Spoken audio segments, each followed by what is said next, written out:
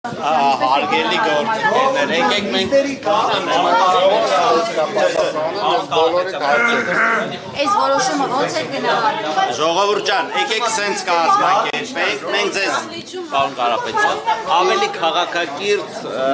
ձևով հրավիրենք հարցազրույցի։ Ավելի ճիշտ կլինի կազմակերպենք, սիրում կգաք բոլոր հարցերի կպատասխանենք։ Այո։ Որոշումը ինչպես է որակում։ Սա ինչ է իրավական որոշում։ Մենք եկեք գնահատականները Դե այս իշխանություններից իհարկե ուրիշ որոշում անհնար էր սպասել, ինչ սպասում ենք այն էլ եղավ։ Մյուս բոլոր, չէ, լրագրողներ ջան,